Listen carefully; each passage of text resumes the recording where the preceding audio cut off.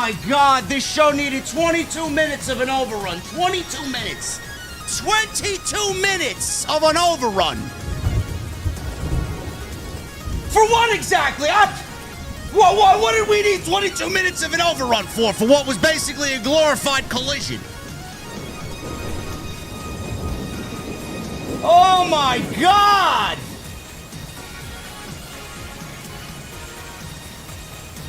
Hey, Tony! TK!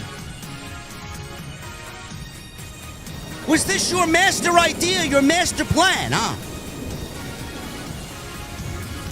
Here I am thinking Tony Khan had this great idea, taking the title off MJF. He's going to give us a great pay-per-view match, man. Something that's going to blow everybody away. Yeah, we'll give you Kevin Knight. We'll just give you Kevin Knight on pay-per-view, man. And then have nobody interested in spending $50. Boring.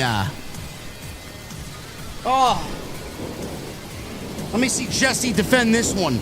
We're going to the beer garden. I'm a little under the weather, man. This 100-degree heat.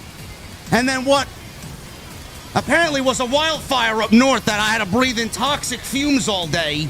I'm not feeling well, but we're going to drink tonight in the beer garden. And when I get there on this Wednesday night, I want to know, what the fuck are you guys drinking? I'll see you over there.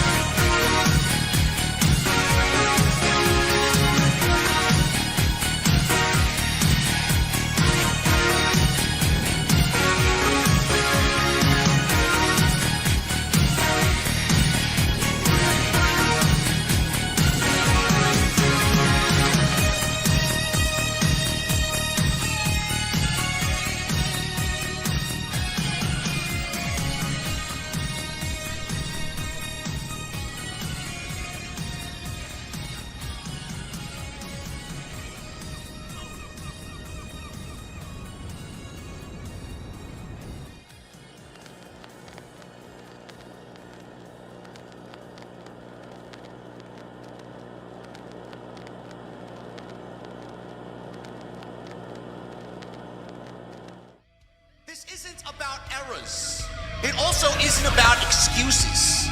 WWE has failed creatively.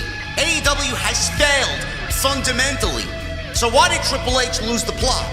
Why did Tony Khan abandon everything that made AEW special? Because nobody is committed to the one thing that actually matters: long-term booking.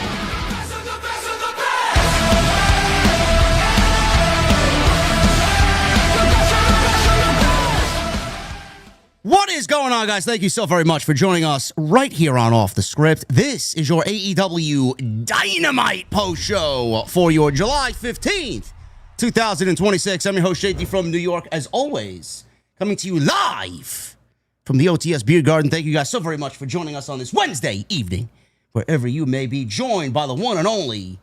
Hopefully he's staying cool. And I don't know if it was 100 degrees in Chicago, but it certainly was in New York. Chi-Town Smoke. Jesse, what's going on? What though, brother? You melting yet, bro? You melting with this heat?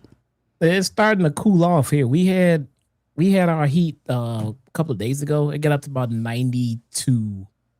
Heat index 100, sure, but it's about 92, something like that for us. It didn't get to 100.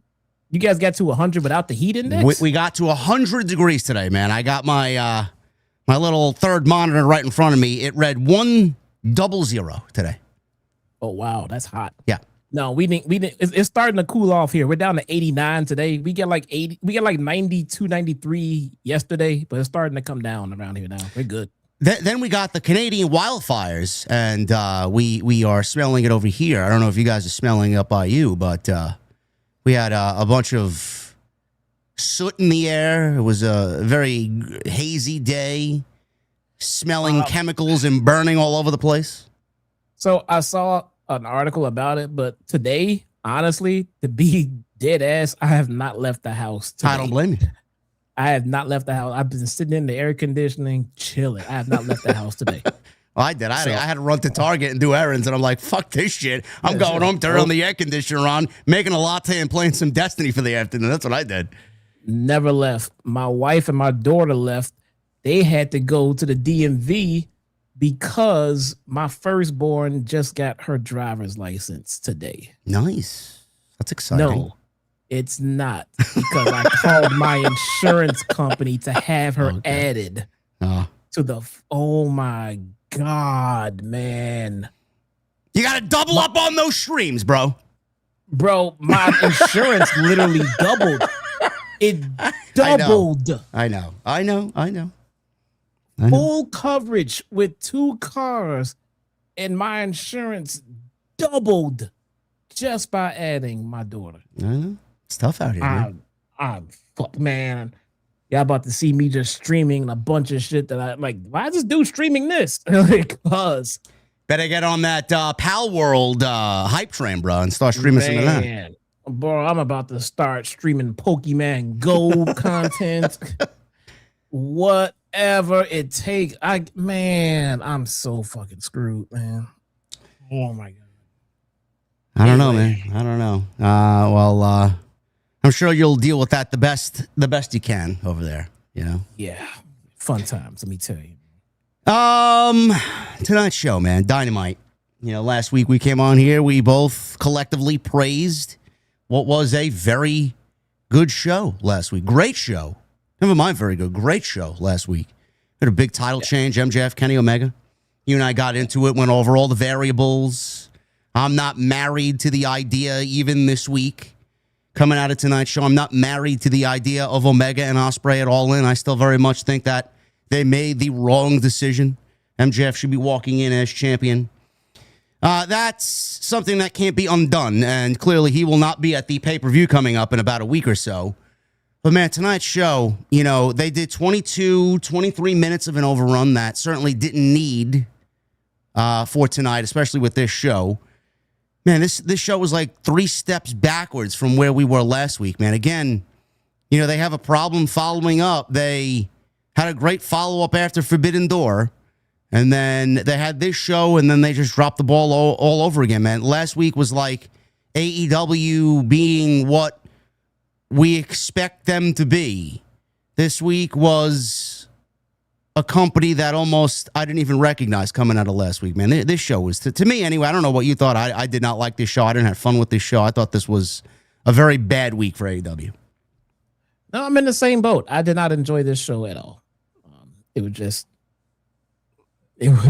just very boring, man. And from what I can gather, I think we need to get used to this quality of shows, or maybe they can string up some more interest, because it looks like MJF is going to be out for a little while.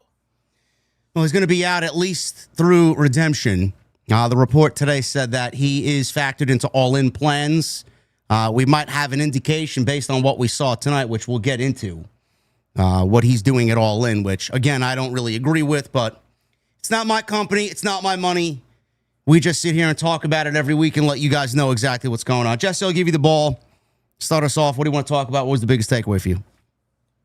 So we got Kenny coming out, and he's gonna do his whole this is my my mantra as champion, celebration type shit, because he's a new champion or whatever. And then we get Ospreay coming out. So they have not started the Will Ospreay and Kenny Omega feud per se. They got them in the ring together, They're still friends right now, so they haven't started that heat yet, because we still got another pay-per-view to get through. And this pay-per-view build, was it announced and I missed it? Are we getting Kevin Knight versus Kevin Kenny Knight Omega. and Kenny Omega for the AEW Championship is official for the main event of Redemption. Yes. Okay, that excites nobody. Okay, I'm glad you said it. I'm just and look, man, it's not a jab at Kevin Knight. Not at all. It really not. It's really not. And for all intents and purposes, I think Kevin Knight is doing a fantastic job at his new role right now. I'm not head over heels with him being, in the Don Callis family, but for what it's worth, I think he's doing okay right now. I mean, he's coming along. It's a process, you know what I'm saying? He's got a lot to learn, and I think he's picking up on it quickly. I'll give him that much. But I don't think he's pay-per-view main event material with Kenny Omega just yet, especially since the outcome is the most predictable thing in the history of pro wrestling. Okay. It's not a good spot for him. It's not anything that anyone is overly interested in. The match should be good, which is fine, but we need a little bit more than that to headline a pay-per-view with Kenny Omega. What should they have done? I'm not 100% sure, but at this stage, I don't see why Kenny needs to defend the title at Redemption, since his path is pretty much sealed going into All In with Will Ospreay. They need to come up with something else. Tag team match, something else for Kenny Omega to do at Redemption other than defend that title. That's first and foremost. I don't think Kenny should be defending the title at Redemption, since we all know where All In is going at this point. We all know. So why are you insulting our intelligence with a championship match with Kenny Omega at Redemption 1 month before All In? What are you telling us? It's going to be Kevin Knight and Will Ospreay at All In? The fuck out of here, man.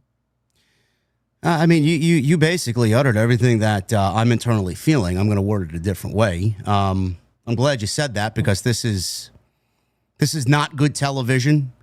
The one thing that I usually harp on is that most of these shows that we watch, and this is just not an AEW thing, this is a WWE thing as well, it's overly predictable.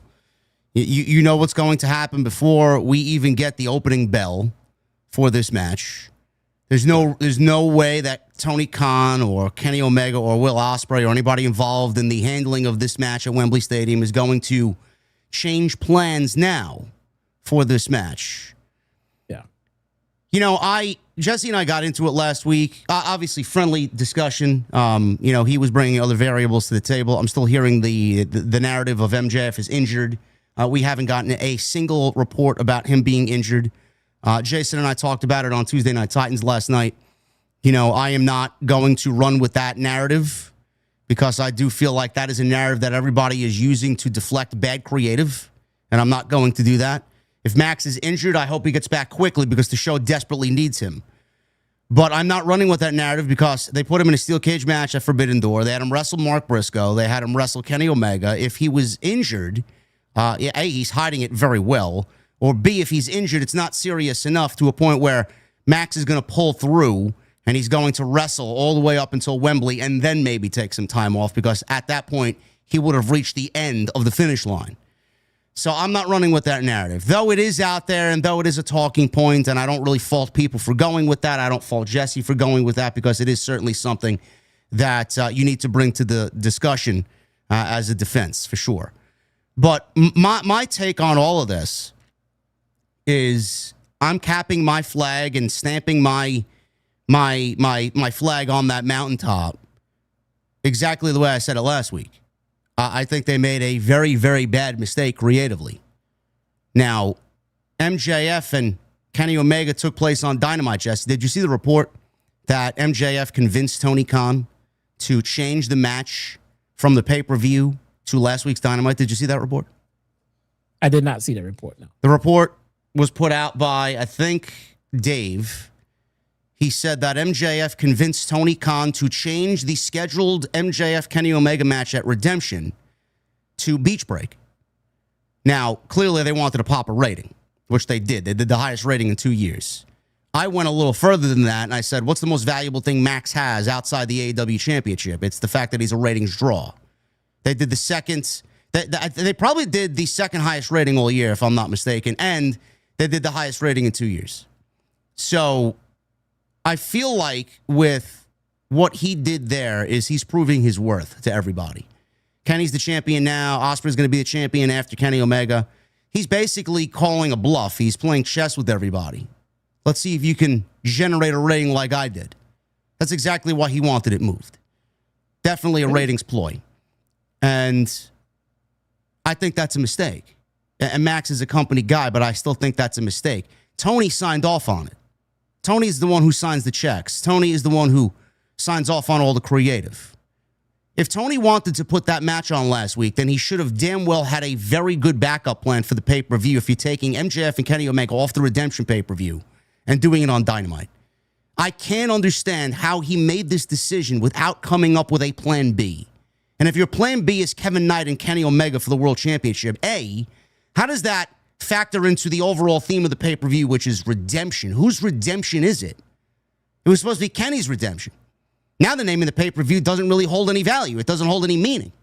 Because when we first started this thing, it was supposed to be Kenny's redemption against MJF.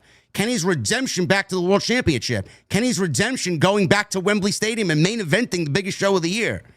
Whose redemption is it between Kenny Omega and Kevin Knight? That's number one. Number two, Kevin Knight is a heel, a new heel, mind you, in the Don Callis family.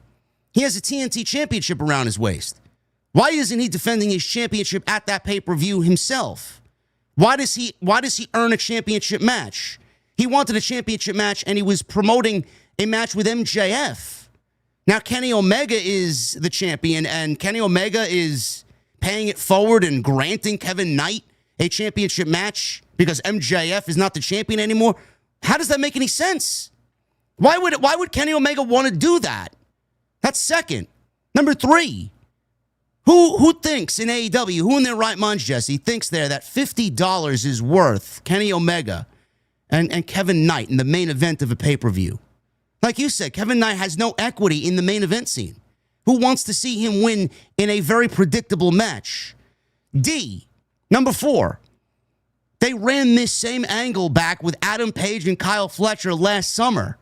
If you guys remember, Adam Page did this with Kyle Fletcher, literally in the ECW arena. I want you away from the Don Callis family, and I want you to show up and bring your best. I want to see that young kid that I truly believe will be a future world champion. Kenny Omega said the same thing today to Kevin Knight. The real Kevin Knight is somewhere still in there. I look at myself and I see a younger version of me. I want you to bring the Jet to Redemption. Bro, why are we running reruns back at Redemption? I don't really understand where they were going with this. So again, I will say very clearly, MJF and Kenny Omega should have been the main event of Redemption. MJF should be walking into Wembley as the champion. If you wanted Omega and Ospreay in the main event, it should absolutely be a triple threat match, bar none, no questions about it. Now you ruined all that to give me Kevin Knight and Kenny Omega, and you opted to throw away the one biggest story that you had going into Wembley Stadium. I'm sorry, Jesse, I can't really agree with that. I don't know what they did here, and I think they messed up big time. Yeah, so and unfortunately here in 2026, when we get the program that we get on TV, we don't necessarily get the IRL explanation as to exactly why it happened to accompany it. So it's easy to sit around and say, well, I think it was for a ratings ploy. I think they did it because Punk is champion. I think they did it because of this. It's easy to just come up with all kinds of outlandish conspiracy theories, then run with it without knowing the actual truth behind it. But the answer is we don't know the fucking reason why they went with the title change. We got a report that says it was MJF's idea. That's a start. Now, why would he do that? Well, because he wanted to pop a rating. Maybe the guy has a honeymoon to go on because he just got married and never took his wife there. Maybe the knee injury is more legit than we thought. I don't fucking know. I mean, it's easy to just... I think he did it because the planet's about to blow up and he wants to get the rating in. But we can make up all kinds of outlandish shit. That don't make it true. Does it? It doesn't make it fucking true. It just means that we don't know the answer, so we're just going to brainstorm some shit that sounds good to say on a show. We don't know the fucking answer, bro. All we know is that there is a report that says that it was MJF's idea. That might not even be true either. We think it would make sense to have that match at the pay-per-view. I agree. 100%. It would make more sense to do it there. There could be an outstanding reason that we don't have the answer for as to why that could not be the case, though. It could make, like, again, we're not going to get IRL explanations as to why things happen. We're just going to get the things that happen, and we just left to like it, not like it, complain about it, or love it. But we're just making up different theories as to why we think it happened. That doesn't make it true in any way whatsoever. So you think it's outlandish that they put this title shot on the line last week against Kenny and MJF? You think it's outlandish because they wanted to pop a rating? I think, yeah, I do. What is so outlandish about that? Oh, I mean, why do we need to pop a rating on this particular show? There's a couple of reasons why they could pop a rating. Okay, let me riddle you this. Wouldn't it be financially more lucrative to put that match on at a pay-per-view when you're charging $50 a pop? Tony doesn't give a shit, bro. He's going to sell 100,000 pay-per-view buys because the same people buy the pay-per-views every month. Me, you, and everybody else who's reviewing the show, and then all the sickos. They don't care about building an audience, man. Then why care about the rating? The sickos are going to be there too. Because MJF is playing chess while everybody else is playing checkers. He's probably got a contract coming up very soon, and he's going to use it to his advantage. He also very soon. Who knows, next year. I'm just saying. I'm just speculating. He could have a contract coming up. That's a feasible thought. He's also shoving it in everybody's face because he knows Will Ospreay is not going to generate the same rating he is as world champion. Neither is Kenny Omega. Also, Paramount is going to buy Warner. So I mean, they probably want to try and make good. Look, we could still pull a decent rating. I think it's worth you guys taking another look at us to keep us in the family. You know, there's a whole copium of reasons. So that would be the reason for that one night. Yes. But then he goes away and the ratings go down. What would be his reasoning behind that? How would he explain that? Why MJF went away? How would he explain the drop in ratings to Paramount if that's their goal to pop a rating for 1 week? What about the weeks after that? He doesn't have to explain anything. Paramount's not bringing them back. So why pop a rating for one night then? Because he's got to at least try. Why not try? Why not try to show everybody, look, we still got it in us. We can still pull a decent rating. You know, we're worth keeping around. Okay. You don't think that it's feasible that they tried to pop a rating, bro? He's done it before. I think everybody tries to pop ratings as much as they can, sure. Yeah. But it doesn't make any sense to shoot yourself in the foot going into your next pay-per-view. Again, unless the circumstances were beyond his control. Like, look, this is what's going to have to happen because of these reasons. Oh, that makes sense. Although I can't put that in the show, I just got to come up with something else and let everybody just come up with their own theories as to why we didn't do it at the pay-per-view. Well, let me ask you this question. Who's exactly booking this show? If everybody and their mother knew that MJF and Kenny Omega was the right main event for Redemption, who's booking the show? Is MJF head booker or is Tony Khan head booker? Tony Khan is head booker. So why is MJF making decisions for Tony Khan? Why is that even allowed? You don't find that to be a problem? I don't know if that was the case or not. I don't know. Why? Because Meltzer said so? Meltzer's on the payroll. Now we believe Meltzer? We believe Meltzer when we want to believe him. We don't believe him when there's anything else we don't want to believe. Well, when it comes to AEW, I'm certainly sure that he's got an ear and an eye close to the ground over there. I mean, if anything, we're going to believe him when it comes to AEW because Tony Khan and Dave Meltzer are like this, bro. Like, they're two peas in a pod. Didn't Meltzer report that MJF has a knee injury? You don't believe that? He has a knee injury. It's not as serious. It's not as serious as everybody is making it out to be. He's not going to miss a substantial amount of time. Okay. It's not something to take the belt off of him for. I don't know the answers to it. All I'm telling you is that it's easy to jump to the conclusions we want to jump to without actually knowing. I'm here to speculate, but I don't know if that's the fucking case or not, man. We don't know that shit. Well, we don't. There's a whole variable of reasons why a decision like this was made. And at the end of the day, I think we all could come to a common understanding that the decision that they did make was a bad one. This should not be the main event of Redemption. I don't know who in their right mind wants to pay $50. No. it's not the best idea for the show. It is not. No. I don't know who they feel is going to want to willingly spend $50 to see this match. Now, you are 100% positive that MJF's knee injury is not that bad. Bro, if MJF's knee injury was a substantial knee injury, I don't believe it's as bad as it is. No. It's not that bad. Okay, so he's definitely not out because of a knee. No. They reported today, I think Fightful put something out, and false finish, Corey Hayes and false finish, that MJF will be factored into all implants. Okay. Then that's not a substantial one if he's back for all. No, I didn't listen. I didn't think it was a substantial injury because he wrestled Forbidden Door, he wrestled Briscoe, and then he wrestled Omega, and he put on a great performance in all three situations. So if he was injured, then he wouldn't have been on TV. First of all, I don't even know why we were booking him recklessly like that to begin with. We wouldn't even be talking about his injury because the match with Roosh should have never even happened because it led to nothing. Let's call a spade a spade. Same thing with Briscoe. So he wrestled all those matches, and I don't really think, at a high level, mind you, and I don't think he's as injured as people are really making it out to be. But when you say he's injured, I agree. He's injured. He's banged up. The way he wrestles, anybody would be banged up for sure. But I don't think it's going to be a situation where he's going to miss a significant amount of time, or worst case, miss All In.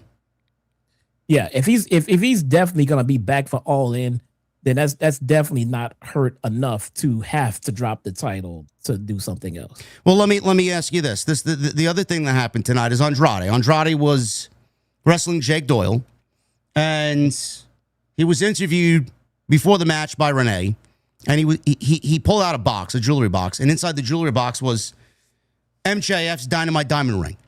Wait, how you know? Well, I mean, we saw what it was. Oh, okay. But he got it from a friend. The last person to have it was Will Ospreay. So Renee said, well, the last time we saw that ring, it was in the possession of Will Ospreay. Is Will Ospreay the friend that gave you the diamond ring?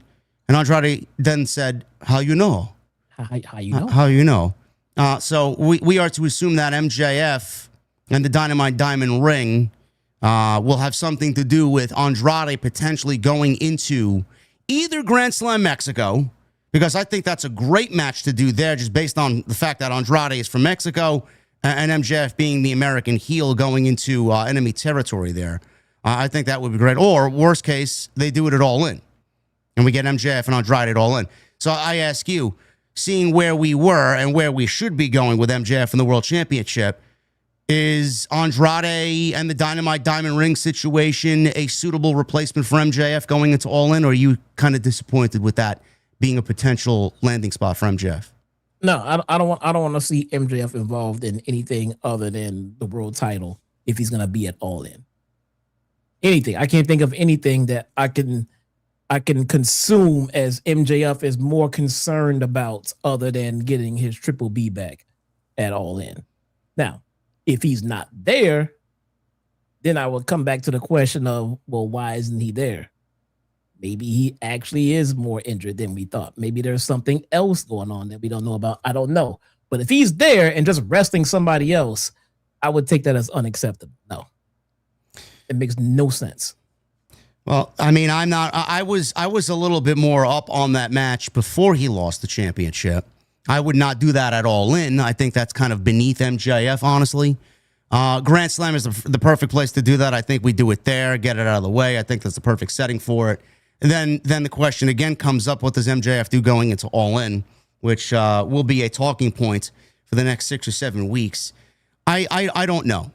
I don't know.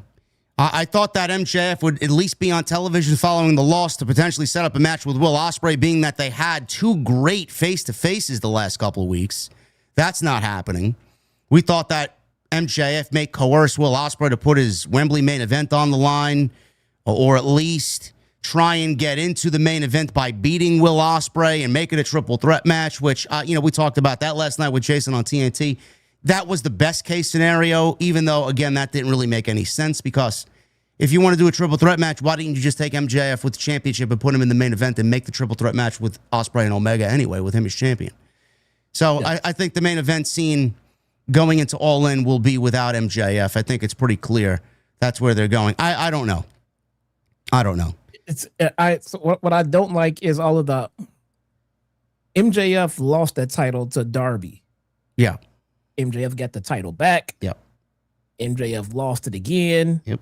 And now, for all intents and purposes, it looks like it's about to change hands again in Wembley. Yep. It's a lot of movement of the title, and it just would have been better if MJF held it for a nice, decent amount of time and then dropped it to Ospreay at Wembley. I agree. Simple. I agree. Just simple, simple, simple. It's not to say that I'd never want to see Darby as champion. It just means that some things have to wait. All right. I mean, it's not to say that I never want to see Kenny Omega as champion. Again, some things just have to wait. You know what I'm saying? I mean, it can wait. It's Will Ospreay's moment, and that moment should be with MJF at Wembley. I mean, worst case scenario, we can insert Kenny Omega into the Wembley match with MJF as champion and go in it that way. Mm-hmm. I mean, it doesn't necessarily mean that Ospreay has to win at Wembley either. To be honest with you, that could have been Kenny Omega winning the title then, and then we can get it on the Ospreay in a couple of months down the road from there. But look, again, these are all possibilities. You see that last thing you said, that would have been unpredictable because I didn't expect them to ever do that. Going to Wembley and have Ospreay lose, that would be a shocker, no? Yeah. That would definitely be something. Why wasn't that on the table? Again, Bro, I wish I could just sit here and tell you that I was in the meeting with Max and with Tony Khan and Will Ospreay, and this is what they said, and this is why this is happening. We don't have that luxury, but I don't believe that it's just me, you, Jason, and everybody else who watches this product that believes the best match is Will Ospreay versus MJF. I think they know that in AEW. But I also know that they know why that's not happening. They also know that there are factors that we are not privy to understand why it's not happening. So it's easy to sit here and speculate as to why it's not happening, but none of that shit makes it true, though. I think there's specific reasons behind it, and I think that story will come out at a later date. But I don't think it's just randomly said, we're just going to take our best and our top guy, our biggest ratings draw, completely out of the picture of our biggest show of the year. Why? Fuck it. No reason. Just fucking bored. Put him with Andrade. Fuck it. There has to be a reason behind it. One that none of us really know about yet.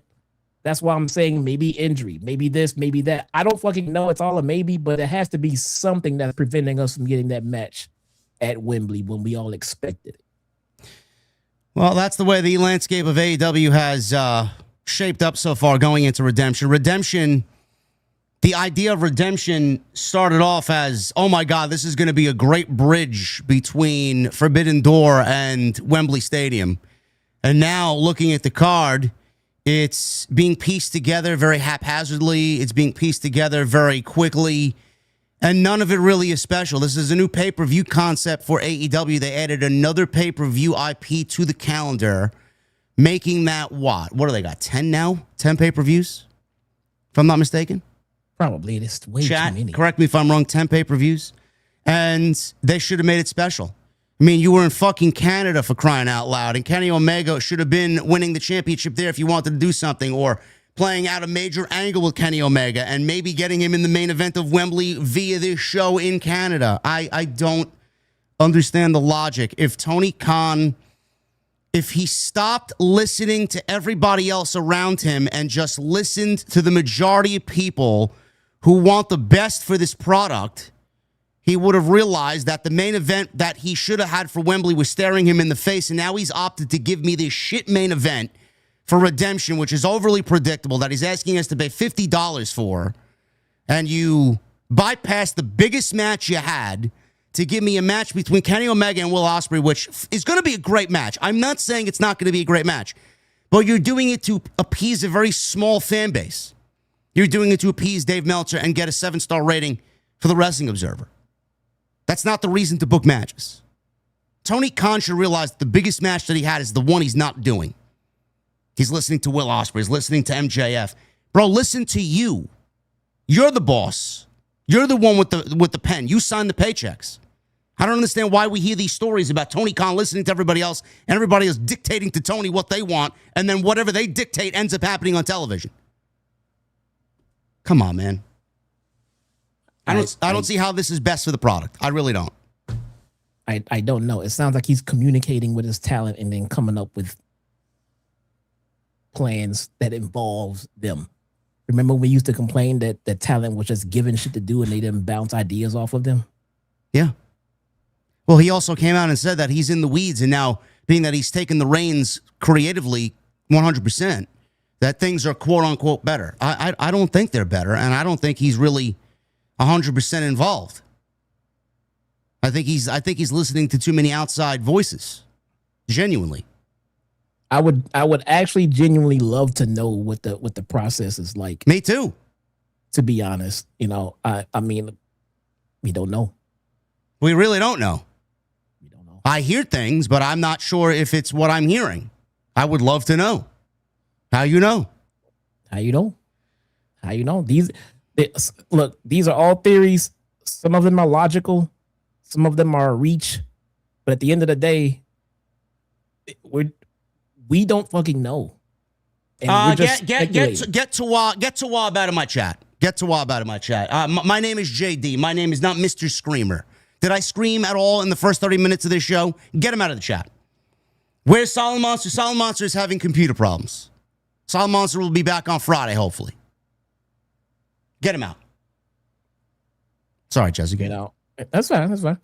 And I wish we had more info. I wish we had a little bit of dirt behind it for it to make sense for us at least. But I mean, I don't want to come up with a theory and try to pass it off as likely or true or this is what it really is, when at the end of the day we really genuinely don't know. We don't agree with the outcome, but that doesn't mean there's an absolute logical reason why this had to have happened. It might be unfortunate. I don't think it was just because we do Kevin Knight at Redemption. That'll be a better option. Again, I saw somebody in the chat says MJF filming a movie. Is he filming a movie? I don't know. Nothing's been reported. I mean, it could be, but nothing's been reported. Nothing's been reported. I mean, again, that would be a speculation. If we knew that would be a reason. We genuinely don't know. We know the guy just got married and never took his honeymoon. I mean, we don't know. I would love to fucking know, but I also don't want to be like, it's this and they're all stupid. And then turns out there was an absolute logical reason for it. And then I'm sitting there calling them stupid for book. You know what I'm saying? We don't fucking know. We don't agree with it. I wish it was this. I wish it was this. But if there was an absolute logical reason as to why it's happening, we're just sitting there shitting on the decision, no matter whose it is and no matter what the reason is, it just doesn't feel right. So I hope there's a good reason for it, because the match would have made more sense to take place at Wembley. 100% I agree to that. And Kenny Omega and MJF would have made more sense to take place at Redemption. Absolutely. 100%, man. Absolutely. And if I'm of the belief, if I know that, you know that, and everybody else knows that, but it didn't happen. And we're talking about a guy who literally gives the fans what they want whenever they can, but he didn't give us this. I'm guessing there must be a reason behind it. Well, Jesse, if those were the reasons, I think if he was filming a movie or if he was injured, I'm pretty sure it would have been reported immediately. Reported. Yeah. Wasn't the knee injury reported though? Yeah, it was, but it wasn't serious. Reported that it wasn't serious? Yes. It was. I didn't see any of the reports. Yes. Oh, okay. It wasn't serious. If it was serious, they would have had him vacate the title or taken him off television. No, I mean, he was good to go. Plus, I don't think he's going to miss the biggest season of their year, honestly. Now the question is, well, I don't know why they had him wrestle as much as they did. Right. But I was always against that too. Like, he does not need to wrestle as much as they have him wrestling, man. They just need him on TV with a microphone in his hand. That's really it. That's all he fucking need. And I would be, bro, if you put Max on our fucking TV screens every goddamn show of the year with a microphone and he only wrestled like 5, I would not complain, not once. Not once. You know, I would like you said, I would love to know what the creative process is for AEW. I have an idea of what goes on there. I just don't know for sure. Kenny Omega and Kevin Nice, the main event for Redemption. There cannot be a single person there that didn't come up with a better idea for Kenny Omega. That fits the Redemption theme. He could have wrestled John Moxley. They have a history. John Moxley is now training Will Ospreay. He's going to be involved in the story. They have a trios tag team match coming up next week where Kenny Omega is teaming with John Moxley and Will Ospreay. So I'm sure that the story between Kenny Omega and Will Ospreay will involve John Moxley, and it will tear their friendship apart. And from what we saw tonight, it sounds like John Moxley is telling Will Ospreay by any means necessary. So I'm assuming that he's going to bring out the Tiger Driver 91 and he's going to use it on his best friend or his inspiration. No. So there's got to be.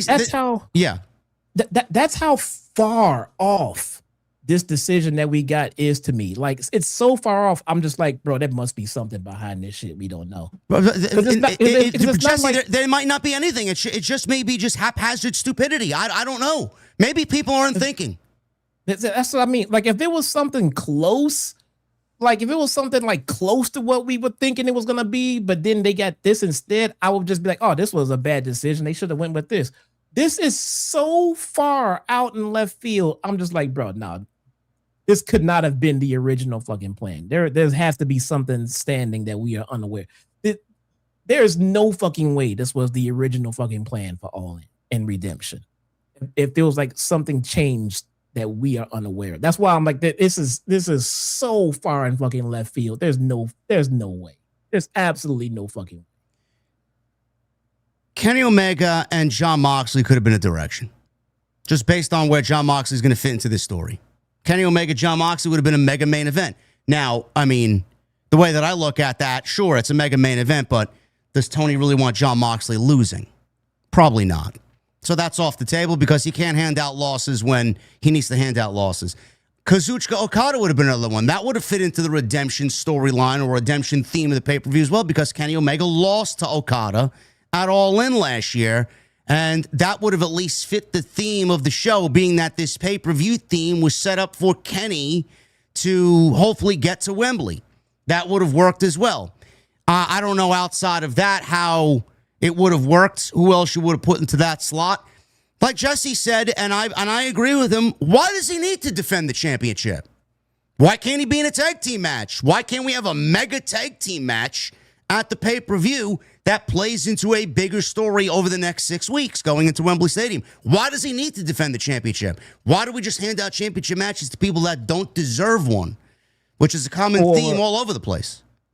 For WrestleMania 14, I think it was, we got Austin versus Shawn Michaels. That match was locked and loaded at the Rumble. For No Way Out in February, between, they had a big, huge multi-man match because Shawn Michaels' back was really fucked up. And they wasn't about to have him defend the title in the month before WrestleMania. So they just had Austin do a big multi-man match. Kind of the same thing here. I mean, you just got to get to the show. Redemption is a fucking speed bump. You got to get past this shit. It's not something anyone should be worried about. Fuck that and everything else. Get to All In. Yeah, effing raw. Kyle Fletcher versus Kenny Omega would have made sense as well. Probably third on the list of guys that I just named to you, but they haven't really even called back to that. They haven't gone back to that. Even Andrade would have made sense because he's been asking for a fucking title match for 2 months now. And Kenny Omega and Andrade wrestled in Andrade's first match back, and Andrade beat him. At least it would have played into the whole Redemption theme of the show, which was set up for Kenny Omega. You have 4 guys right there, and then they end up going with the guy that's not going to sell a single fucking pay-per-view buy rate come next weekend. Like, I don't understand this. I really don't. Me either. It is so confusing. Like, Tony, he cannot convince me. Nothing that man could ever say to me could convince me that this was the best course of action here. Nothing. I don't even know why we're having this pay-per-view. Have you looked at this card? It looks like a glorified all-star show for Dynamite. There's nothing on this show that speaks to me as like, oh my God, I got to spend $50 for this show. Will Ospreay's not booked on the show. John Moxley's not booked on the show. MJF's not going to be on the show. And Tony is a fucking historian, and Tony is an analytical motherfucker. He is. He knows everything in and out about this company more so than anybody else that's alive and breathing. This guy is playing up the same angle he did with Hangman and Fletcher last summer. Now he's doing it with Omega and Kevin Knight. Does he not realize that? Is he in control? How much is Tony Khan in control? Why would he let something like that slip through the cracks? It's literally the same fucking storyline. Now everybody's trying to force Kevin Knight back to being a babyface and trying to prove to everybody that he's better than what he is now. And that he's making the wrong career decision by being with Don Callis. Same thing that they did with Kyle Fletcher. Same thing Hangman did with Kyle Fletcher. They just did it just to get a pay-per-view match, and they let those guys, Jesse, go out there for 30 minutes and give us a match that didn't need 30 minutes because they had no story going into it. And that's exactly what these two are going to get. Mirror image, man. It's going to be blow for blow, sequence for sequence, same story. Yeah. I don't know. How you know? How you know? Tell me when I'm telling lies, chat. Tell me when I'm telling lies. We're going to get into this review here. Not a lot happened on tonight's show. They had a 22-minute overrun, which I don't know why. Last week, if they needed an overrun, was the week to do it. This week, 22 minutes in Boston. And that crowd had to sit through another 2-hour taping a Collision. Oh, my goodness. Ooh. Boston, go home. Have a couple of cold Sam Adams and call it a night. Seriously. We're going to get into this. Thank you guys for joining us here on Off the Script. This is your AEW Dynamite post show for July 15th, 2026. Shout out to the Silent Monster. We love Silent Monster. I don't like seeing him stress out. His computer is having problems, and he crashed out on TNT last night. Again, no fault of his at all. And it's something that was beyond our control. Apparently something happened with his Wi-Fi chip in his PC and his Bluetooth. He tweeted out today, also malfunctioning and just somehow disappeared. So hopefully he could get that rectified, and he'll be back live with you guys on Friday. So just want to tell him we love him. And hopefully he gets all that situated and figured out. But thank you guys for joining us here. Follow Jesse on social media, on YouTube at Shottown Smark. You guys know where to find me, at JD from NY206. Go check out all the content on the channel. We've been kicking ass so far in July, man. Thank you very much. Monday night, we were live for Raw. Tuesday, busy Tuesday. 11:30 a.m. on Tuesdays, I'm with Jonathan Coachman. And then 8:30, I'm with the Silent Monster. So make sure you guys go and check all that stuff out. Tonight, we're live. Friday, we'll be live for SmackDown. What do we got as a follow-up for Cody and CM Punk as we head into Saturday night's main event? I will also be live for Saturday night's main event on Saturday, live from Madison Square Garden. So we still got a lot yet to come this week. But go check out all the great stuff on the channel. Also, did a standalone video, almost 30 minutes, talking about the SummerSlam ticket sales and how they are not where they need to be, which is why they announced Cody Rhodes and CM Punk for SummerSlam. So make sure you guys go and check that out. Really informative stuff there. Some really solid opinion there. Did they announce lower ticket prices? They did not. They did not. Okay. No. Well, they actually did 25% off for America 250, but I think that sale is now over. Okay. Just like AEW puts all-in tickets on sale, 2 months out, 50% off. Just to try and sell tickets there. Yeah. What's going on with you, man? Anything new happening on the channel? I do have a looks like I could be doing a collab with the Flex Zone again. Okay. Yeah. I have another collab coming up for a SummerSlam deal, so watch out for that one. I'm kind of excited about that. They reached out to me today. I have not been there in a while, man. I'm kind of excited about that. There you go. There you go. More collabs. That's great stuff there. Yes, sir. And we should do something for another roundtable for like SummerSlam. Yeah. I don't know, man. I think it's a good idea. I just haven't been in the mood to work with anybody, you know? All right. Maybe. We'll see. I got to get the right people for it, though, you know? Maybe, man. Listen, if I could get a hold of BC, I would love to do something with BC. Seeing how the fucking product has been dog shit. I mean, I think that would be a great a great listen. So maybe I'll figure something out. But thank you guys again. Go check out Jesse. Hit that thumbs up. Let's try for we are 434. Let's try for 700 likes tonight. I think that's a very modest goal for you guys. Super chats are open. Get them on in. You see the goal there. We are 1 out of 10. So make sure you guys get those in. If we hit the 10 goal Friday when we spin the VIP wheel, everybody that donates 10 or more is going to get an additional spot on the wheel. So if you guys want to be a part of that, we got Tone VC and we got my guy Beantown, who are the first 2 winners of the VIP wheel. They got mugs and they got hats coming to them. So if you guys want to get in on that, you know what to do. Let's hit the goal. What happened? Get my first T-shirt on the way. Why didn't you show me this design? What are you talking about? It's nothing crazy about the design. It's just my logo. Oh, okay. My Chi-Town Smart logo. All right, there you go. Simple. I'm working with a new designer. I want to see what she can do and making me a shirt this weekend. All right.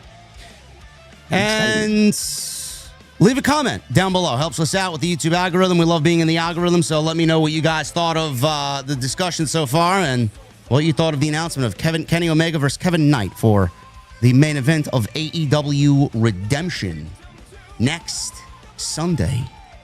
7 p.m. start time, by the way. Oh, that's 6 o'clock. Okay, that's what time it always starts. Nah, that's 6 for me. 7 p.m. Eastern time. I hope that they end at 11 or so. We'll see. All the criticisms of Forbidden Door, how late it ended. I wonder if Tony's going to continue to just add more matches and continue to go past 12 o'clock. We'll see. Anyway, Dynamite was live from the MGM Music Hall in Boston outside of Fenway Park. And earlier in the day, we saw Will Ospreay training backstage, throwing forearms on a big heavy bag with Danny Garcia, Claudio, Wheeler. They're yelling at him, really hyping him up. Claudio actually was asked today, I don't know with who, if he wants to see Sheamus in AEW, and he gave a very eloquent answer. He said, "That's not something that I am at liberty to talk about, but do I want to see my friends more often? Yes. But I'm going to leave that up for him to discuss with you further." Sheamus is so going to. You know, some people, it doesn't make sense to make that jump, but for others, it really does. Sheamus is one of those guys. He's winding down his career, and he has so many different opportunities over here in AEW that he wouldn't. Sheamus is one of those guys who's done it all. He's done it all in WWE, and there's some fresh matchups for him in AEW, and it would be awesome to see him come over, stick his foot in a few different things, and then when he's done, he can go back. He's going into the fucking Hall of Fame, first ballot right away. So he might as well have a little fun before he does. Why not? For all we know, he may show up at Wembley Stadium. We don't know. Be awesome, man. I'd be happy to see Sheamus. So that'd be some awesome matchups, man. If Sheamus was on TV, he would instantly be more interesting than half of the roster. That's currently on TV right now. So I hope it happens. That'd be awesome, man. Yeah. So Moxley is training with Will Ospreay, walks in saying, "Quit playing grab ass. It's game time." He doesn't care what Hall of Fame Cope and Cage belong to. You go out there and get it done. So he's talking to Garcia and Yuta, who, by the way, wrestled Cope and Cage tonight. They leave, and Moxley tells Ospreay that the important work is done, but the last steps are the critical ones. People make simple things so complicated, they see the target and the finish line, but hesitate. Ospreay earned this, and there will be a time where he has to make a difficult decision. The time will come, but his dream is not one of those. This is simple. You take the shot, don't hesitate, pull the trigger, no matter who the target is.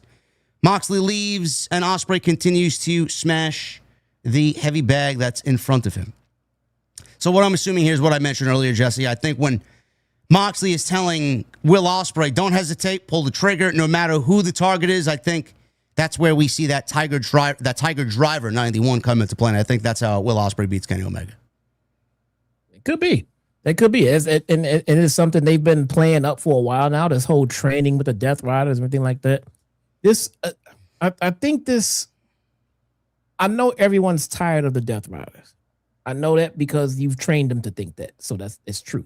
Now, I think that this story they're doing with Will Ospreay with the Death Riders is low key a planted seed that's gonna eventually, bloom into a really, really fucking interesting story when this shit all goes to hell between Ospreay and the Death Riders.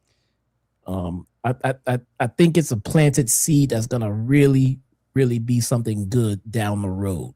Not right now, but I think when it all blows up and they're ready to separate, when this title comes into play, when Ospreay finally is champion, and then maybe Moxley wants something in return for his help or some shit like that. I think it's gonna really blow up into something really fucking interesting down the road. Yeah, I could see Ospreay and Moxley being his first title defense. I wouldn't be surprised by that at all. But it's the way that we get there. Now, I ask you, do we do the typical pro wrestling trope where they just turn on him after he wins the championship, or does Will Ospreay feel like he doesn't need them anymore because he's achieved his boyhood dream? He leaves the Death Riders and they take great offense to that because they helped him all this time, and then they turn on him.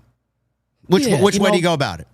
I feel like the stereotypical, they turn on him because he's champ. I think that's too easy. Yeah, I really do. I think you're right. They should continue to play into it a little bit more, make it a little bit more interesting. How do they end up coming to blows? Like what actually happened? You know what I'm saying? Because the way that it's playing out, it looks like whoever turns with whoever, the Death Riders, when Moxley eventually does turns, it feels like that he may actually have a legitimate gripe as to why he's fucking mad and turning. You know what I'm saying? He's done a lot to help Will Ospreay get to where he is. He's about to become champion. Let's be honest. Per the storyline, would Will Ospreay be where he is without the Death Riders and Moxley's help? No. You know what I'm saying? So if Moxley expects something in return for all of that help, and Ospreay feels like he shouldn't have to do it, I feel like that's a legitimate gripe, you know what I'm saying, that Moxley would have, and that could really fucking play out well in the story, We'll see, but I do think that will be his first title defense coming out of All In against Jon Moxley. Adam Copeland and Christian Cage here against Danny Garcia and Wheeler Useless. Tag team. Huh? Watch it. You see this fucking heat he got tonight? Well, that's go away heat. No, that's real, genuine heat. That's go away heat. Danny Garcia and Wheeler Yuta, tag team title match. What they did to earn a tag team title match here, I don't know. This got added late today. You know what I noticed here, Jesse? Obviously, Copeland and Christian are baby faces. Danny Garcia and Wheeler Yuta were heels. I want you to keep, everybody here, 1,700 of you, I want you to keep that in mind, please. Fucking hell. Just keep that in the back of your mind, okay? Danny Garcia and Wheeler Yuta are heels here, okay? Oh, God. Please keep that in your mind. We'll pick it up after the commercial break here. Christian landed a DDT for a near fall. Garcia was on the outside. He comes back in. Christian sent him headfirst into Yuta's lower regions. Christian backdropped Garcia at ringside. He leaps off the top rope. Big flying headbutt onto Useless. All four guys going at it. Copeland then clotheslines Garcia over the top to the outside. Christian then all of a sudden removes the top turnbuckle pad. Referee stupidly reattaches it. Yuta gets a 2 count with a German suplex into a bridge. Christian got up. He starts to bite Wheeler Yuta's head. Garcia then knocked Christian off of Yuta. So Yuta and Garcia, then they do this weird huddle. Yuta then removed the top turnbuckle pad again. Christian gave Garcia a low blow. Yuta turns around and Christian tossed him into air where Copeland speared him. And that was the 3 count, 1, 2, 3. They retain the tag team championships. So at the end of this match, they show the Young Bucks in the audience. They're applauding.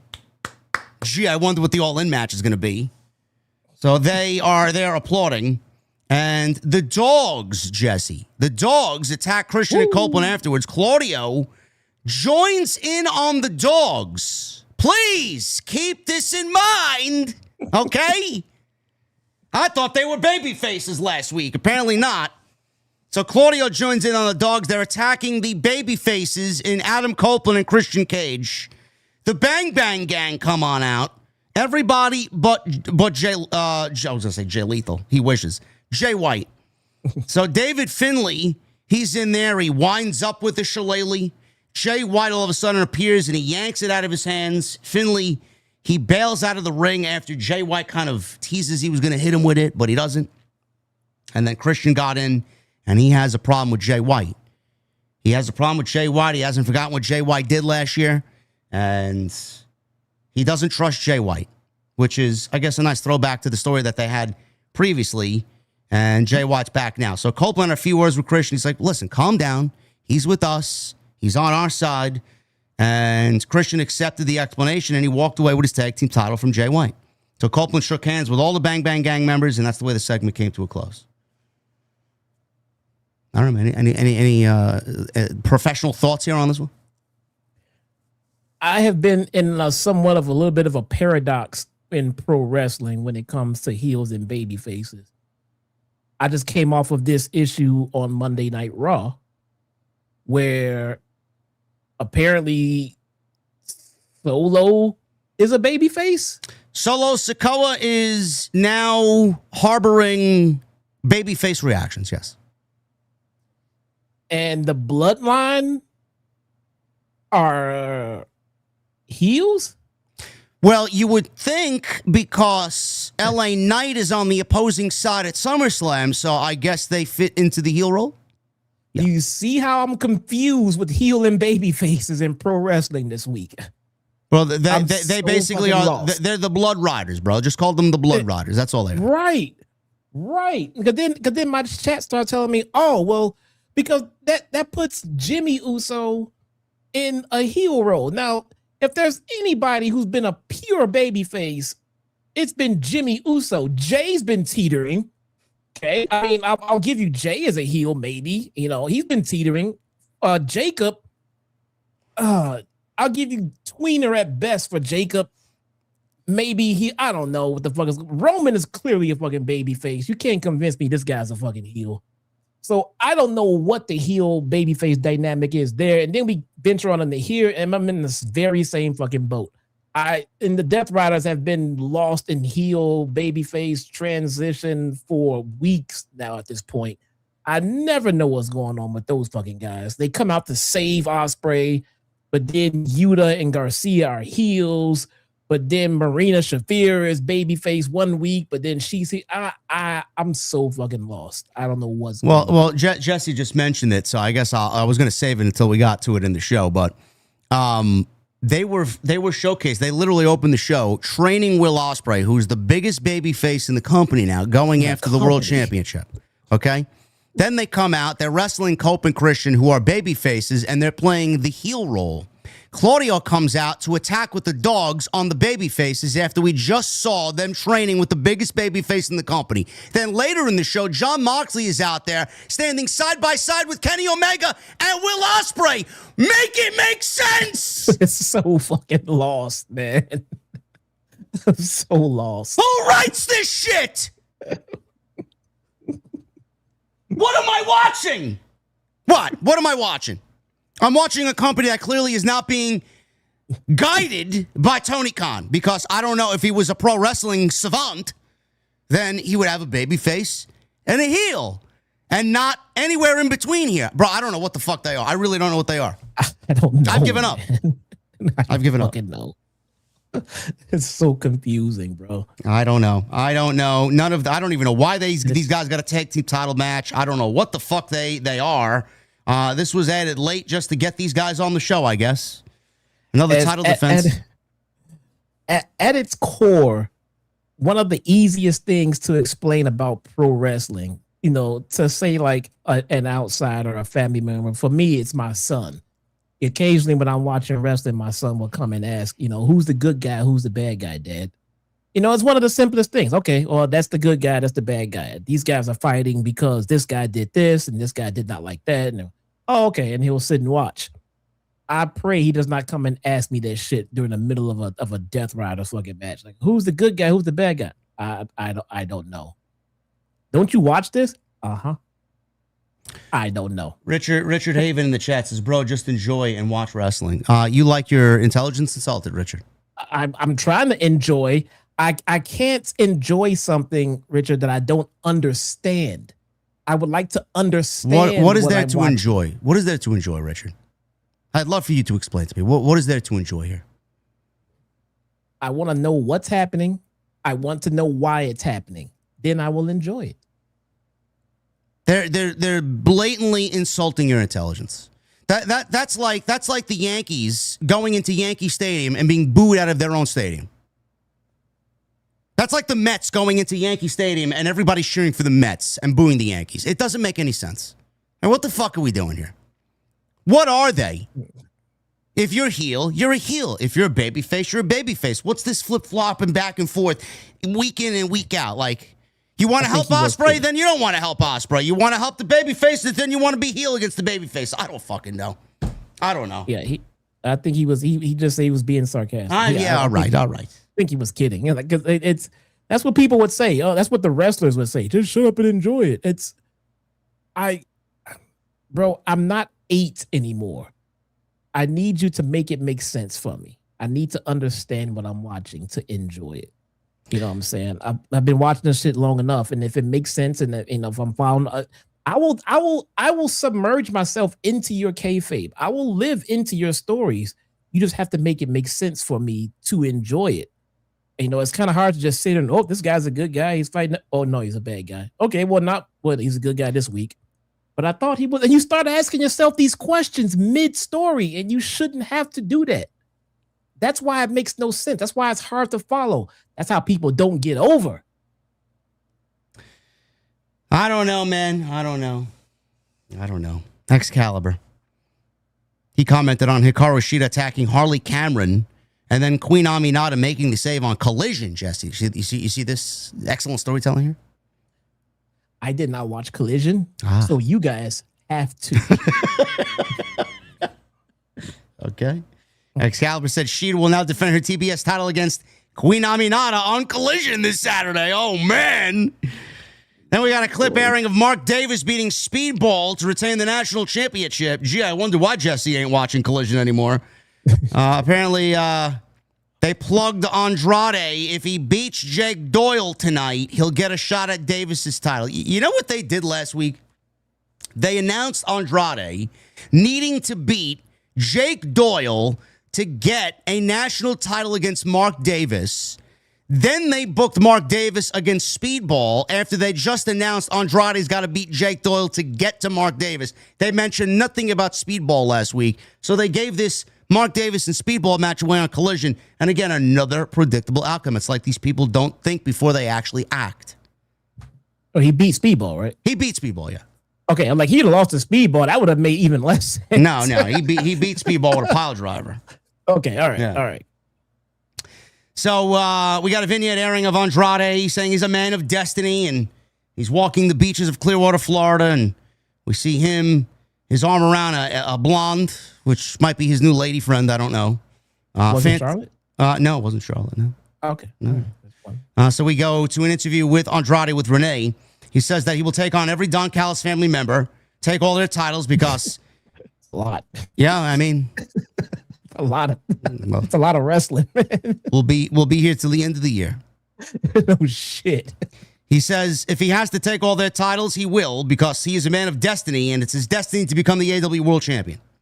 Well, if it was your destiny, you would have been out there instead of Kevin Knight, don't you think? If your destiny, you had been fired from the company. Yeah. Renee asked Andrade if he's worried about the numbers game. Andrade pulled out the Dynamite diamond ring. Renee then asked where he got it. He simply said he has a good friend. She asked if that friend was Will Ospreay. He then said, "How you know?" Oh, there you go.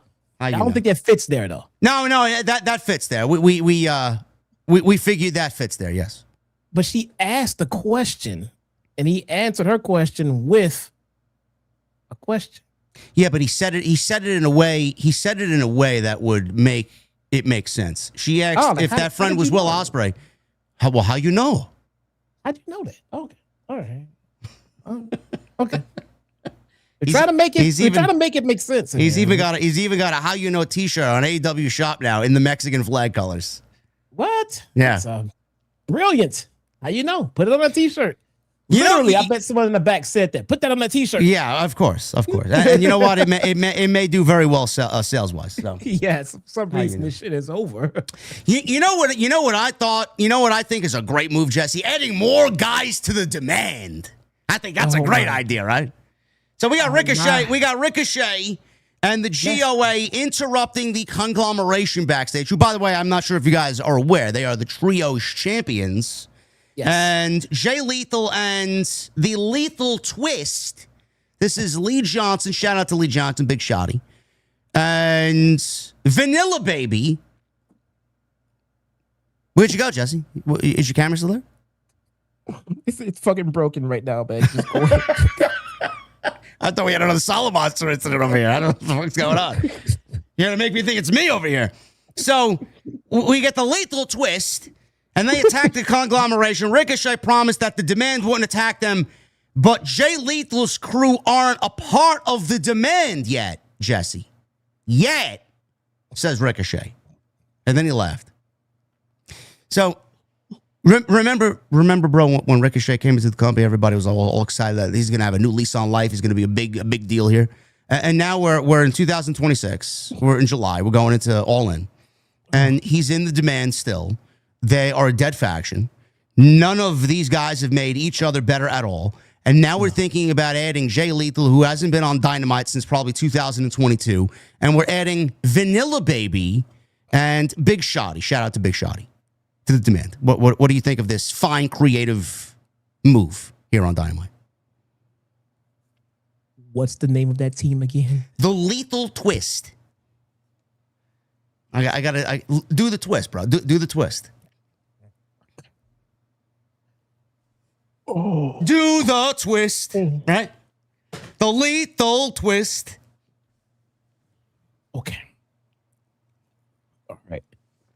You don't want to do the Lethal Twist with me, Jesse? The Lethal Twist? Oh, no.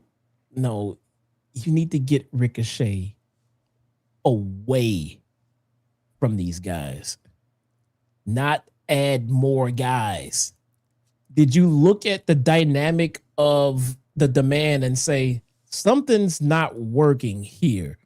Ricochet is not quite on the level that we hoped he would be. What should we do? Ooh, I know.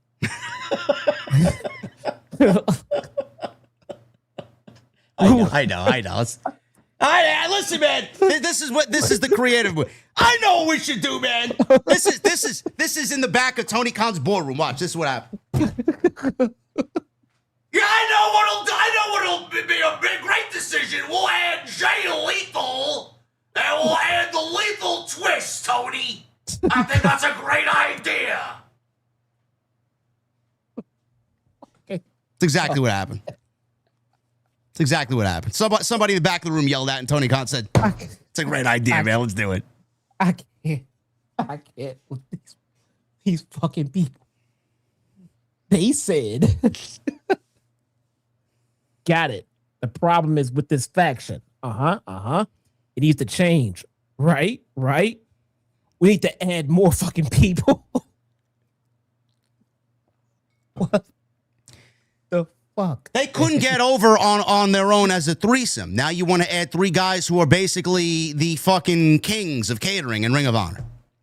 You have now 6 people who are not getting where they need to be because they're all bunched together. It's almost like another Don Callis family. Can we call it what it is, bro? Even if Ricochet somehow ascends the heights over the next few months into 2027, by the time he gets there, bro, he will be so diminished that nobody is physically going to give a single iota of a fuck about Ricochet. Seriously. He is a jobber on AEW television, bro. Can we just call it what it is? They're just adding more. It's like the NW No. It's just too many fucking people there that you don't need. It's like, what the fuck, man? It's like Tony fucking put their show together and he was dipping in and out of fucking Collision. Who asked for this? Anyway, that's on tap, chat. The Demand with the Lethal Twist. The Lethal Twist. Sounds like something bro, it sounds like I'm going to the fucking cocktail bar, you know. I'm going to order that off the menu. Oh, yeah, I'll have the Demand with the Lethal Twist, please. Who did that happen on Collision or something? Maybe this is my fault. I laughed at the swirl, but now he added Jay Lethal and it's the Lethal Twist? Who? Oh my God, dude. Why? Andrade El Idolo versus Jake Doyle. Jake Doyle. Andrade wins in 13. Gee, I wonder who won this one.